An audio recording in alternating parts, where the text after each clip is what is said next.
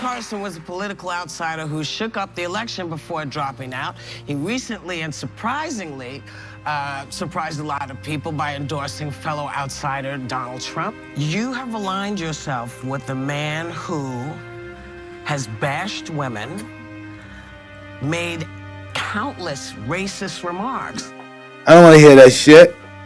And you're Ben Carson. Why would you align yourself with that? It's very interesting that I, again, would be called names or be compared to fictional characters because of who I choose to support. Again, these people who are calling and making these derogatory statements about me, who I choose to support, are denying the fact that, again, who are you to tell me that my personal experience is invalid? I think that that's something that a lot of Democrats need to look within, because how have you tried? Kamala Harris is in office right now and has not tried to do anything about the border, has not tried to not tax people on tips, and has not tried to do anything about our failing education system. So everything that she's promising she can do for you on day one, she could do right now, but she's not trying to. So that's something to, you know, for some Dems to take home. You are Ben Carson. Why would you align yourself with such a man? To me, that question was incredibly insulting. This is precisely one of the reasons I despise the left. They are bullies, constantly trying to control others. They behave as if they are our masters, as if we aren't capable of independent thought or the freedom to make our own choices. It's infuriating. She was questioning one of the most brilliant minds in America, one of the finest doctors this country has ever seen,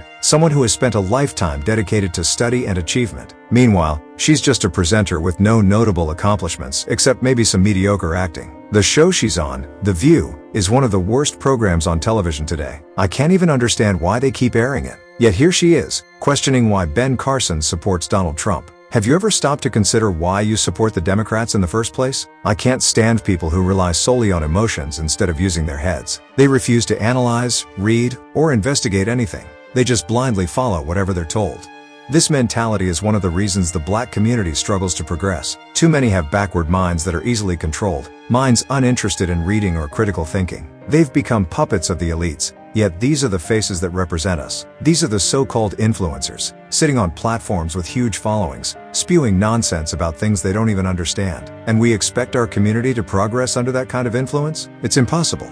I loved Ben Carson's response to her. He stood his ground, making it clear that she wasn't going to bully him or dictate his thoughts. He conveyed that he's more intelligent, more accomplished, and a free thinker than she could ever hope to be. She's just a presenter, parroting what she's told. He, on the other hand, is a free human being who thinks for himself, even if that makes him seem crazy in a world full of unstable people. He chooses the best candidate for himself, and that's the type of independent thinking I wish more black people would embrace. We've been brainwashed by the left for far too long. Enough is enough. We cannot continue to let these people control us. Well, you know, you have to look at the good and the bad. There is no perfect person. No, I know that. But you know, you look at when Donald Trump first went down to Palm Beach area, and you know, a lot of the clubs down there would not accept Jews and blacks. He insisted on Jews and blacks and helped to break that open. So does he, has he said some things that I wouldn't say, or that you wouldn't say? Of course. I will put it this way. I have met a lot of his employees, including African Americans, and they have nothing but good things to say. Somebody who's hired as many people as he has hired, and you can find very few people who have anything negative to say. Well, what about and then you have to look at his family. I always say one of the ways that you measure a person is looking at their children.